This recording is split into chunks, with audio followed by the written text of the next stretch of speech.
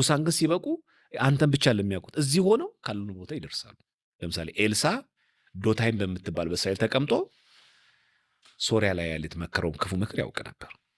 ይሄም እንደሚያሳየን ማለት ነው ቅዱሳን በሁሉ ቦታ ላይ በአንዴ አይገኙም። እንደ እግዚአብሔር ኦምኒ ፕሬዘንት በአንዴ ሁሉ ቦታ ላይ የሚገኘው ምሉ በኩል ላይ የሆነው እግዚአብሔር ብቻ ነው። ግን አንድ ቦታ ላይ ሆነው ከሁሉ ቦታ ላይ ያለው መድረስ ማለት ነው። ባጭሩ እዚህ ቦታ ላይ ሆኑና አሁን እኛ እዚህ ተቀምጠን ሜክሲኮ ላይ የሚደረጉን ልናቅ እንችላለን።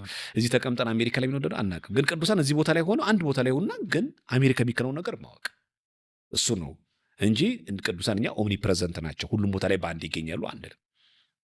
ይሄ ማወቅ አለብን መጀመሪያ። ሁለተኛ ነገር በሁሉ መገኘት ማለት ራሱ ምን ማለት ትርጉሙ ራሱ እኮ መለየት አለበት። በሁሉ መገኘት ማለት ቅዱሳን በሰማይ ያሉ ሁሉ ነገር ያውቃሉ ሲባል እኛን እዚህ ያለ ሰዎች እየተሰፈር እየለዩ ነው አይደለም። ለምሳሌ እንበልና አሁን ሰይጣን በሰዓት የት ነው ያለው?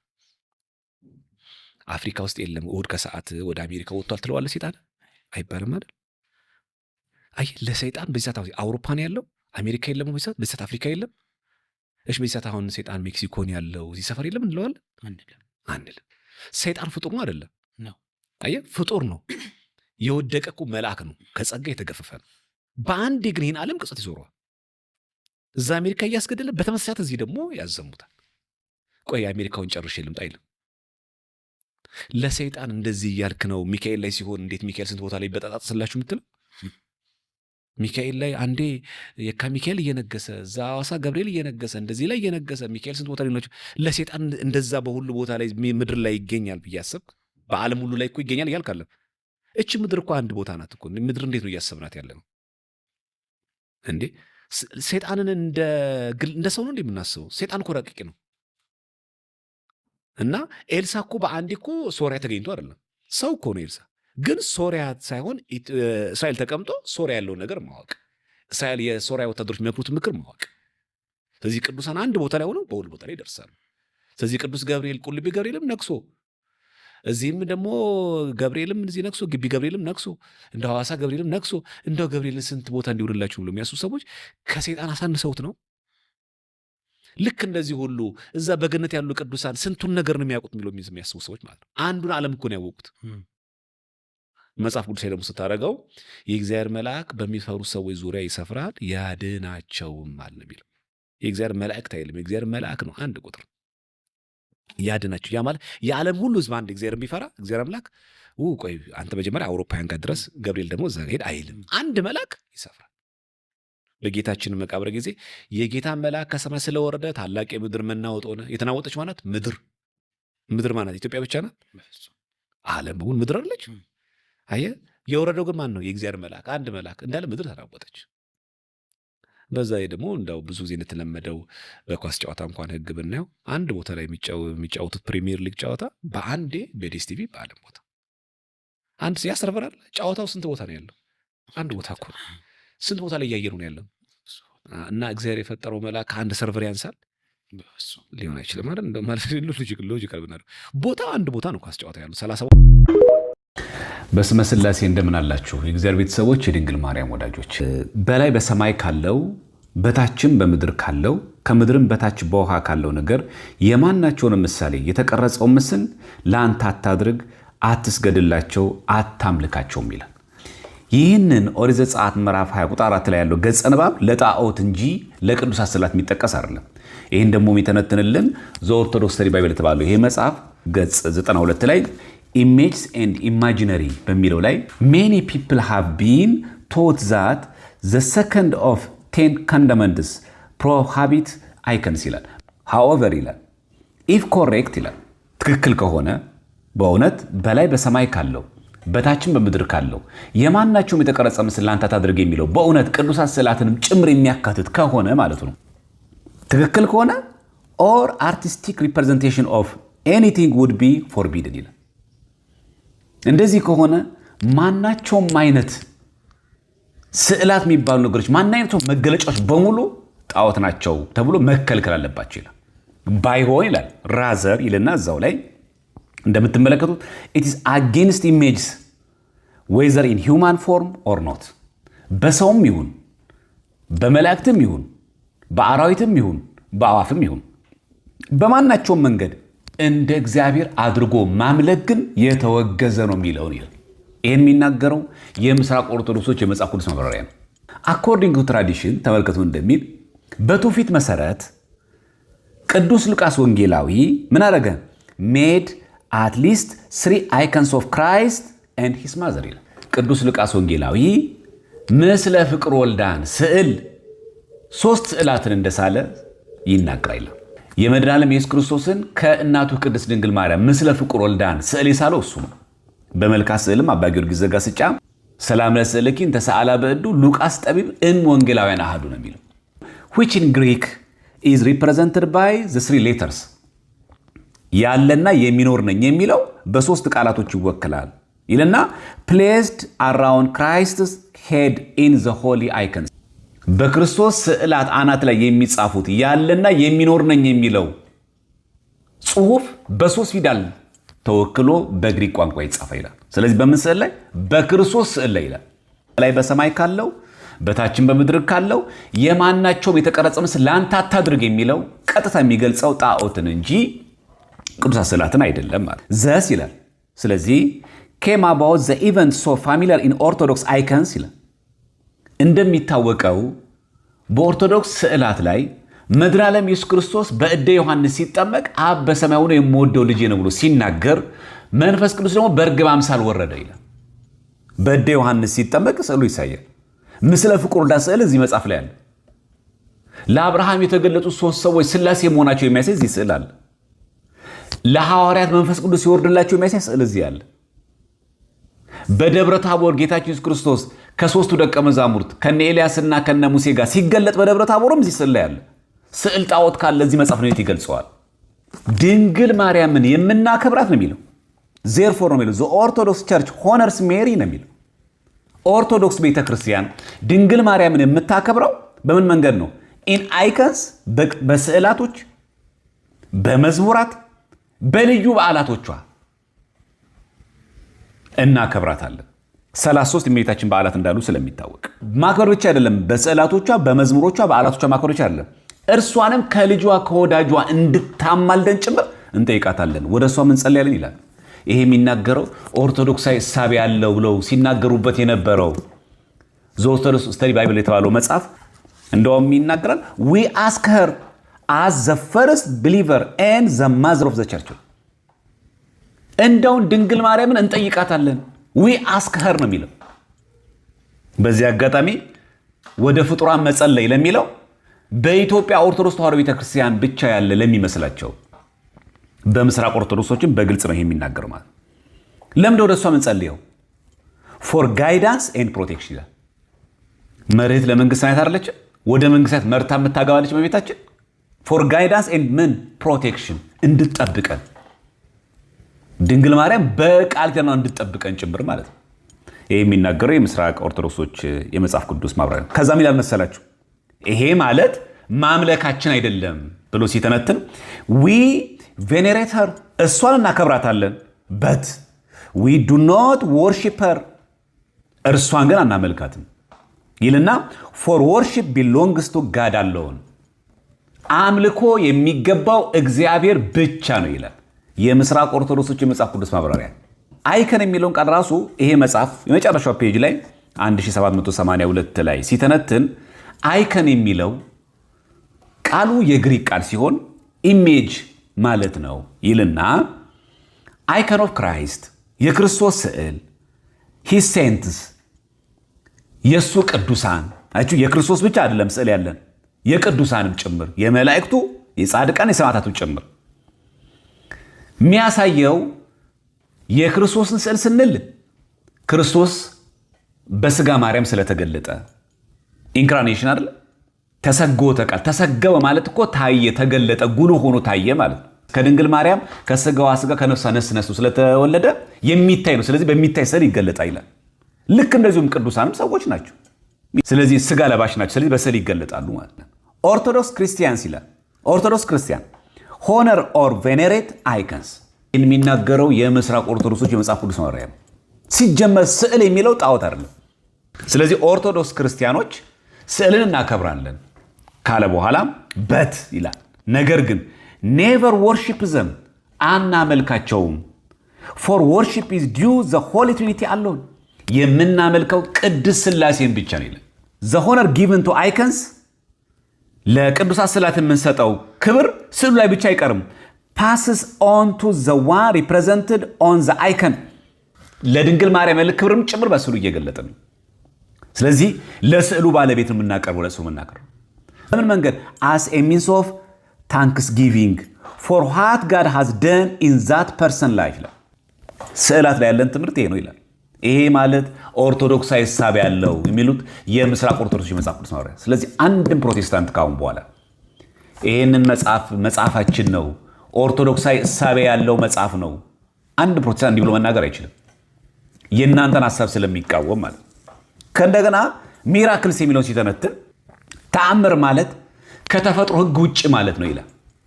ገጽ 1783 እስከ 1784 ላይ እግዚአብሔር አምላክ የሚያደርገው ተአምር ከተፈጥሮ ሕግ ውጭ ነው። ቅዱሳን ሐዋርያትም ጭምር ተአምራትን በእግዚአብሔር በክርስቶስ ስም ያደርጋሉ ይልና ተመልከቱ። አሁን ቀጥሎ ላይ የሚለውን ሂሊንግስ ይፈውሳሉ፣ ዊፒንግ አይከንስ ቅዱሳት ስዕላት ያነባሉ።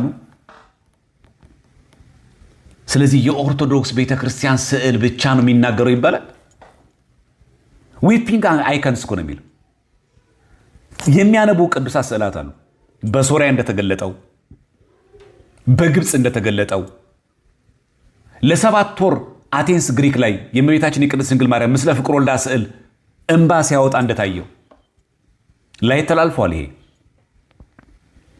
ስለዚህ እዚህ ጋር ይላል ዊፒንግ አይከንስ ይላል።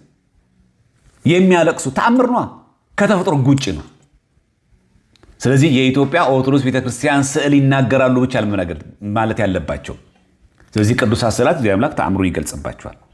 ሌሎችም ቅዱሳን ተአምር ሂሊንግስ ይላል ይፈውሳሉ ነው የሚለው። ቅዱሳን ይፈውሳሉ። የማዳን ምንጩ ግን ማን ነው? እግዚአብሔር። ከእንደገና ዊፒንግ አይከንስ ያለቅሳሉ። ስለዚህ አንድ ቅዱስ ስዕል ነው። ሰዓሊው ሰው ነው። የተሳለበትም ነገር ቁስ ፍጡር ነው። የእግዚአብሔር መንፈስ የእግዚአብሔር ጸጋ ሲያድርበት ግን በዛ ስዕል ላይ እግዚአብሔር ፈቅዶ ቅዱሱ ተአምር ይሰራበታል። ስለዚህ ምስለ ፍቁር ወልዳ ስዕል ላይ እመቤታችን ቅድስት ድንግል ማርያም ስታነባ የሚያሳይ ስዕል አለ ማለት። ይሄ በኢትዮጵያ ብቻ ሳይሆን በሌሎች አሃታ ቤተክርስቲያናትም ሆነ በሌሎች መለካያን ጭምር በምስራቅ ኦርቶዶክሶች ጭምር ያለ መሆኑን ልንረዳ ይገባል። ስለዚያች ቀንና ስለዚያች ሰዓት ግን ከአባት ብቻ በቀር የሰማይ መላእክትም ቢሆኑ ልጅም ቢሆን የሚያውቅ የለም የሚል አለ። ማቴዎስ ወንጌል ምዕራፍ 24 ቁጥር 36 ላይ ለሱ ክብር ምስጋና ይግባውና ወልደ እግዚአብሔር ኢየሱስ ክርስቶስም እንደማያውቅ የሚገልጽ አይነት ንባብ እንዳለው አድርጎ የሚናገሩ ሰዎች አሉ። ከአባት ብቻ በቀር ብሎ ስለሚናገር ከአባት ብቻ በቀር ሲል ምን ማለቱ ነው? ከፍጡራን ሲለየው እንጂ ከወልድና ከመንፈስ ቅዱስ ሲለየው አይደለም።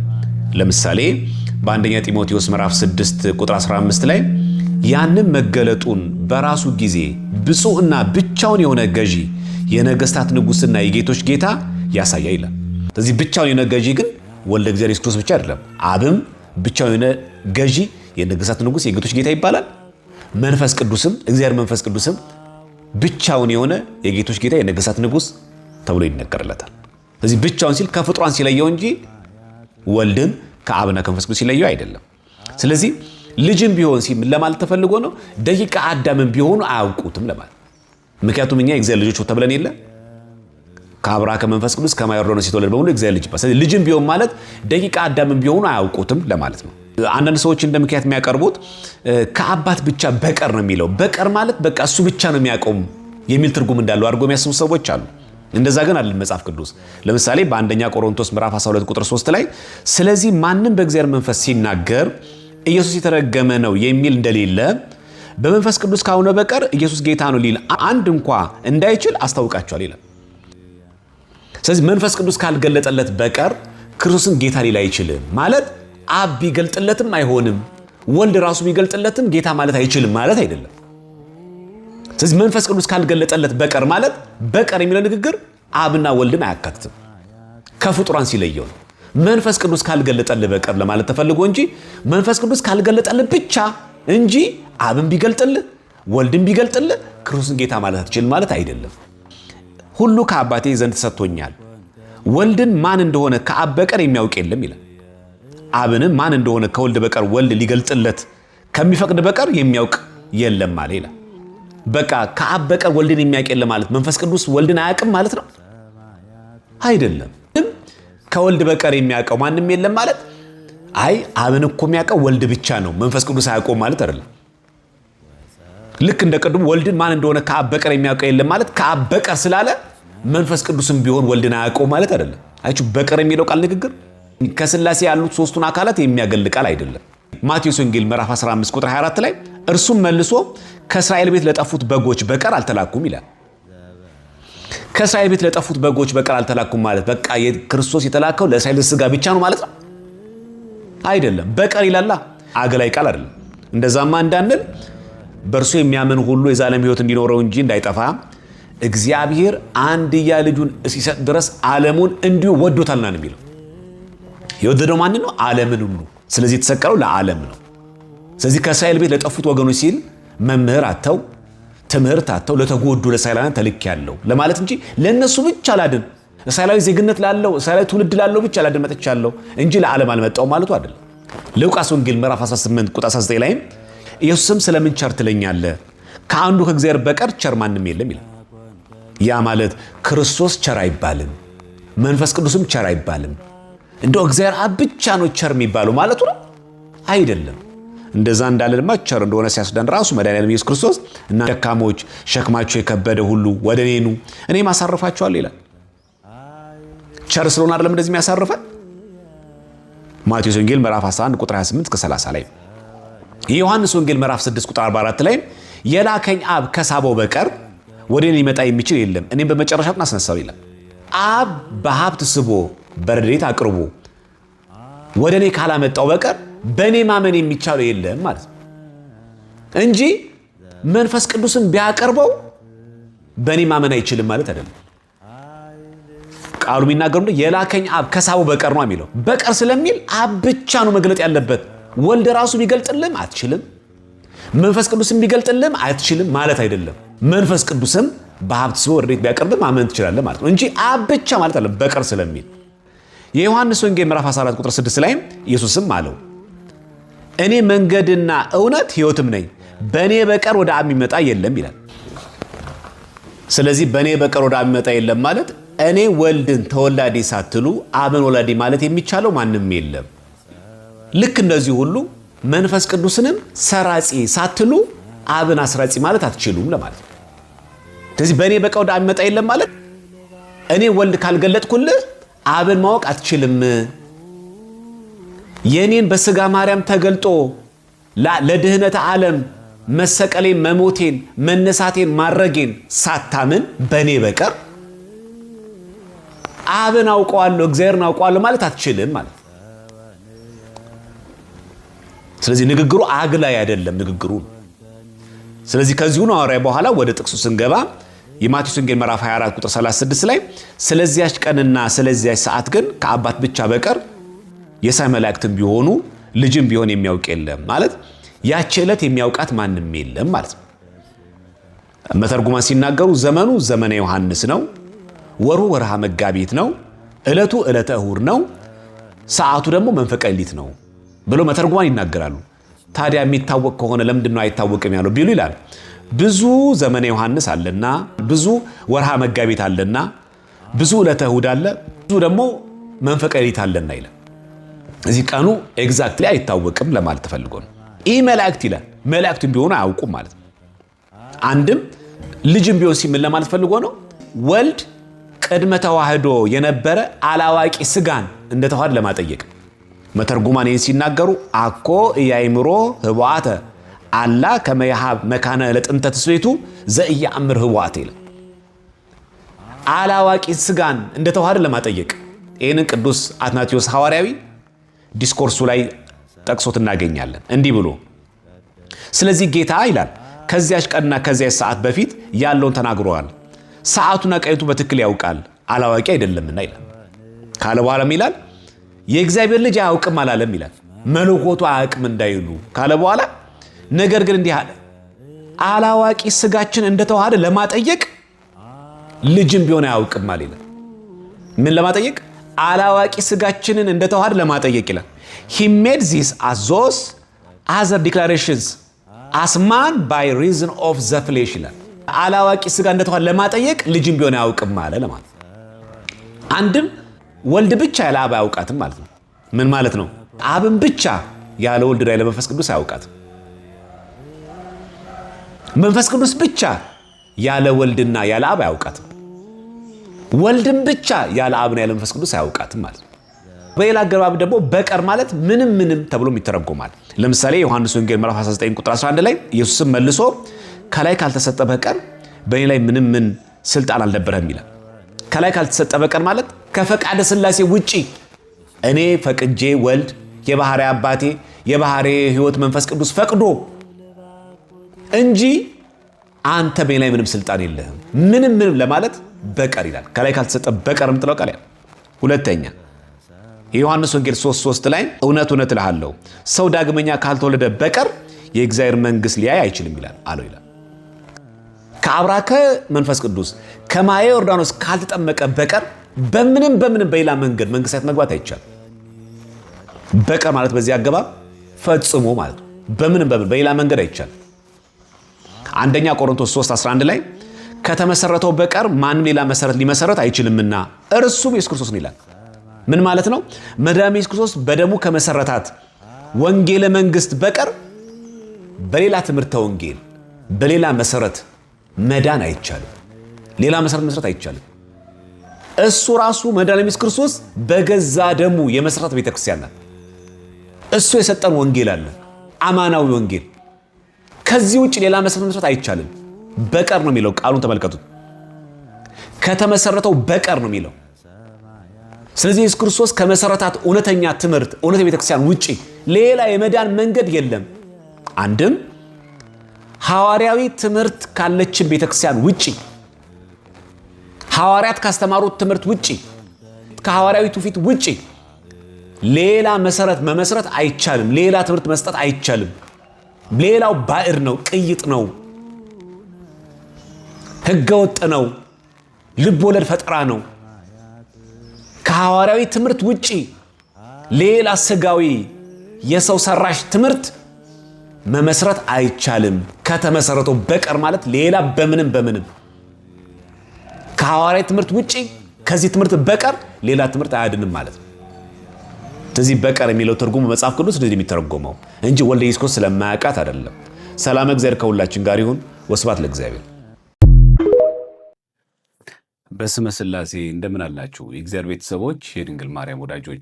በኩነት ውስጥ መቅደም በሌለበት፣ ልብ በሉ፣ መቅደም በሌለበት ከአካላዊ ልብ አብ፣ አካላዊ ቃል ወልድ መወለዱ፣ አካላዊ እስትንፋስ የሆነው መንፈስ ቅዱስ መስረጹ የሚገልጽ ትምህርት በቤተክርስቲያናችን አብ መሰረት መገኛ የሚለውን ቃል ለመግለጽ በቀጰዶቅያ አባቶች በሶስቱ ማለት ነው፣ በቅዱስ ባስልዮስ ዘቂሳርያ፣ በቅዱስ ጎርጎርዮስ ዘንዚናሱ፣ በቅዱስ ጎርጎርዮስ ዘኑሲስ፣ በእነዚህ በቀጰዶቅያ አባቶች አነጋገር ሞናርኪ ኦፍ ዘ ፋዘር ተብሎ ይነገራል።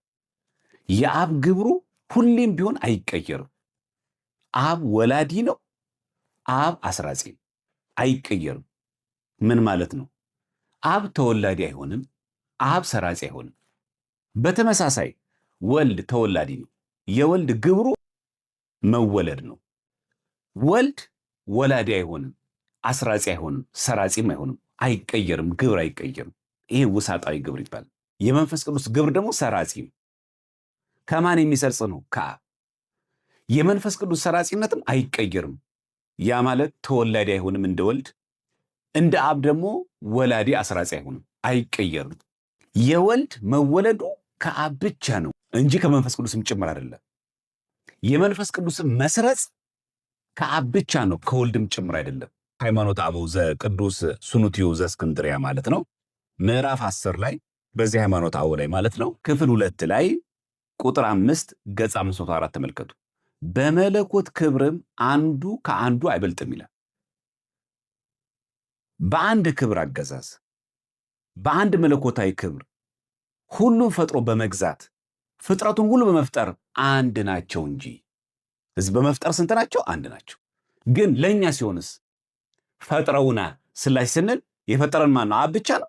ወልድ ብቻ ነው? መንፈስ ቅዱስ ብቻ ነው? አይደለም። አብ ወልድም መንፈስ ቅዱስ። ይመግቡናል ማ? አብ ብቻ አይደለም። አብም ወልድም መንፈስ ቅዱስ። ይፈርዳሉ ማ? አብም ወልድም መንፈስ ቅዱስ። ያድናሉ አብም ወልድም መንፈስ ቅዱስ። ምስክር ይሆናሉ አብም ወልድም መንፈስ ቅዱስ።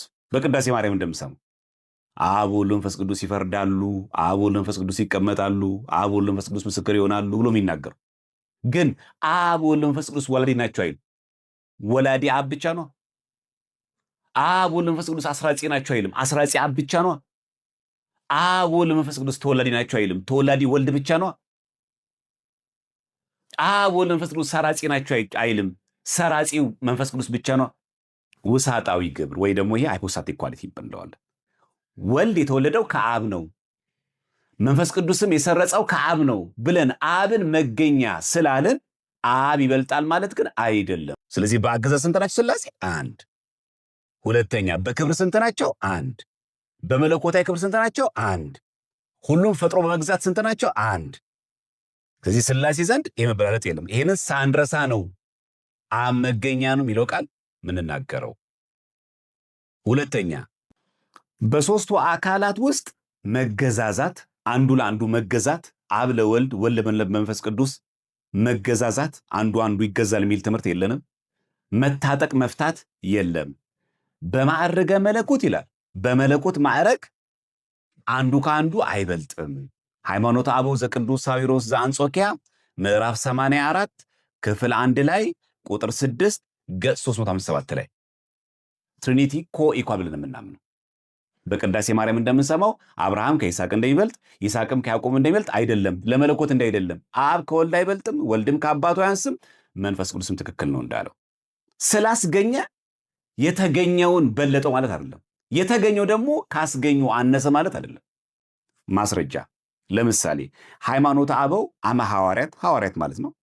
ሐዋርያት ላይ ምዕራፍ 6 ላይ ክፍል 1 ቁጥር 25 ገጽ 29 ላይ ሰዎች ሁሉ የእርሱን መምጣት ተስፋ የሚያደርጉት ይላል ከይሁዳ ከእሴይ ባህሪ የተገኘ ስልጣኑ የባህሪው የሚሆን ኢየሱስ ክርስቶስ ይላል። ከድንግል ማርያም ከሥጋዋ ሥጋ ከነፍሷ ነፍስ ስለነሳ። ስለዚህ ይሁዳና እሴይ ክርስቶስ ከነሱ ስለተገኘ ምድረ ዓለም ኢየሱስ ክርስቶስን አምላካቸውን ፈጣሪያችን አምላካችንን ክርስቶስን ይበልጡታል ወይ ደግሞ ፈጥረውታል ማለት ነው። ሎቱ ስብሐት ክህደት ነው ይሄ። ሃይማኖተ አበው ዘቅዱስ አብዱሊስ ዘሮም ደግሞ አብዱሊስ ዘሮም ማለት ሂፖላይተስ ኦፍ ሮም ብለን የሚታወቅ አባት ነው። ሃይማኖተ አበው ላይ አብዱሊስ ዘሮም ይባላል እና ምዕራፍ 41 ላይ ክፍል 7 ቁጥር 18 ገጽ 144 ላይ ደግሞ ድንግልም አምላክን በወለደች ጊዜ ይላል ለዓለም ሕይወትን አስገኘች ይላል። ስለዚህ ድንግል ማርያም ለዓለም ሕይወት የሆነ ኢየሱስ ክርስቶስን ስላስገኘች ክርስቶስን ፈጥረዋለች ወይ ደግሞ ትበልጠዋለች ማለት ነው። ሎቱ ስብሐት።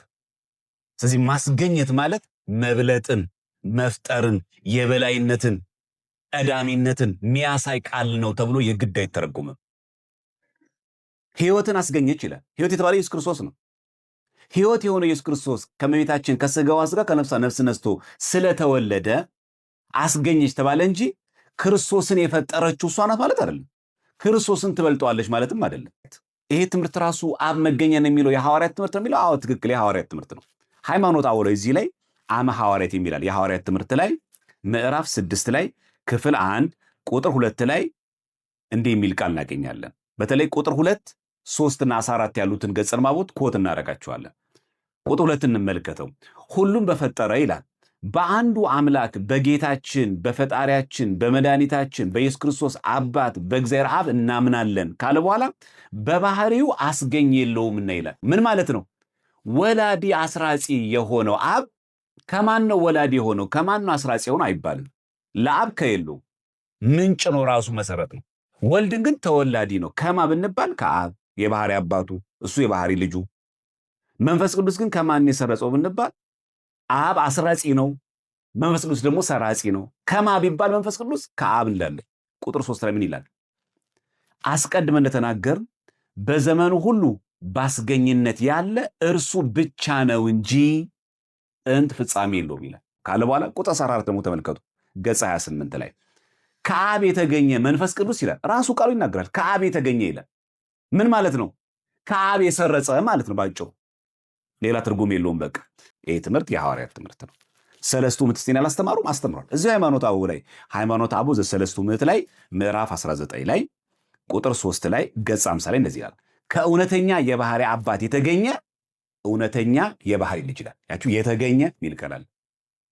ከማይታይ የተገኘ የማይታይ፣ ከማይለወጥ የተገኘ የማይለወጥ፣ ከማይሞት የተገኘ የማይሞት፣ ከቀዳማዊ የተገኘ ቀዳማዊ ነው። የተገኘ ሲል ወልድ የተወለደ ለማለት ከማ ከአብ። ለመንፈስ ቅዱስ ደግሞ የተገኘ ሲል የሰረጸ ማለት ከማ ከአብ። በቃ ሞናርክም ዘፋዘ ማለት ይችላል። ምናልባት ቋንቋው ሌላ ችግር የሚመጣብን ከሆነ መጀመሪያ ትምህርቱን እናስቀድም። ቃላቶች ሊለዋወጡ ይችላሉ። እንደ ሰው መረዳት እያደጉ ሊመጡ ይችላሉ። አትናቴዎስስ አትናቴዎስ ሐዋርያዊ በሃይማኖተ አበው ላይ ምዕራፍ 25 ላይ ክፍል 4 ቁጥር 7 እና 9 ላይ ገጽ 75 እንደዚህ ይላል። ከአብ ባህሪ የተገኘ ወልድ ይላል ከራሱ የተገኘ አይደለምና ይላል። ምን ማለት ነው? ከባህሪ አባቱ ከአብ የተወለደ ወልድ ከራሱ የተወለደ አይደለም። ራሱ ወላዲ ራሱ ተወላዲ አይደለም። ወልድ መቀዳደም በሌለበት መበላለጥ በሌለበት ዕድመ ዓለም ያለ እናት ከባህሪ አባቱ ከአብ ተወለደ እንጂ ወልድ ራሱ ወላዲ ሆኖ ራሱ ተወላዲ ሆኖ ራሱን በራሱ ወልዶ ራሱን በራሱ ደግሞ ተወላዲ ሆኖ ሁለት ግብር ያለው አይደለም። የወልድ ግብሩ ተወላዲ ብቻ ነው። ስለዚህ የተገኘ አይደለም የሚለው አትናቴዎስ ይሄንን ነው የሚናገርልን። ከዛም ይላል አልተወለደም እንደምን ይሉታል አለ። በጥያቄ ምልክት ያደርግና እኛ ግን አለ ቁጥር 9 ላይ ተመልከቱ ካልተወለደ ከአብ ባህሪ የተገኘ ነው እንጂ ይላል። ካልተወለደ ማለት አብ የተወለደ አይደለማ ወላዲ እንጂ። ስለዚህ ካልተወለደ ከአብ ማለት ወላዲ ከሆነ ከአብ ተወላዲ የሆነ ወልድ ተገኘ። ስለዚህ ወልድ የተገኘው የተወለደው ለማለት ነው ካልተወለደው ከአብ ነው። ራሱ ከራሱ የተገኘ አይደለም እንዳለን ማለት ወልድ ራሱ ወላዲ፣ ወልድ ራሱ ተወላዲ አይደለም፣ ራሱ በራሱ የተገኘ አይደለም። ከአብ ወደ ኋላ ሳይሆን አይቹ እዚህ ጋር ሲያስጠነቅቅ ከአብ የተገኘ ነው ማለት ከአብ የተወለደ ነው ስንል ግን ከአብ ተከትሎ የመጣ ነው በዘመን ይቀድመዋል አብ እንዳንል ከአብ ወደ ኋላ ሳይሆን እያስጠነቅቀን ነው አትናቴዎስ። ከዘመን አስቀድሞ መኖር ገንዘቡ ነው። በቃ መቃን የሚባል ነገር እንዳታስብ ዝግ ነው እሱ እያለ ነው አትናቴዎስ። ከዛ ሃይማኖተ አበው ዘቅዱስ ኪርያቆስ ደግሞ ምዕራፍ 91 ላይ ክፍል 1 ላይ ደግሞ ቁጥር 4 ላይ ገጽ 397 ላይ አንዱ ያልተወለደ ያልሰረጸው ይላል። ማነው እሱ? አብ ወላዲ አስራጺ እንጂ ማለት ነው። ሁለተኛው ወልድ ለማለት ነው የተወለደ ነው ይላል ወልድ። ሶስተኛው መንፈስ ቅዱስን የሰረጸ ነው። አብ አልተወለደም ይልና ከማንም ከማን አልተገኘምና መገኘቱም ከሌላ አካል ከሌላ ባህሪ አይደለምና እርሱ መገኛ ነው እንጂ ያለ እርሱ ሌላ አስገኝ የለም ነው የሚለው። መገኛ ብቻ ሳይሆን ያለ እርሱ አስገኝ ሌላ የለም ነው የሚለው። ሃይማኖተ አበው ዘቅዱስ ኪርያቆስ ማለት ነው ምዕራፍ 91 ላይ ክፍል 1 ላይ ቁጥር 4 ላይ ገጽ 397 ላይ ሃይማኖተ አበው ባሲሎስ ዘቂሳርያ ወይ ደግሞ ሴንት ባሲል ዘግሬት ተብሎ የሚጠራው አባት መንፈስ ቅዱስም ከአብ ተገኝቷል ነው ይላል። ምን ማለት ነው?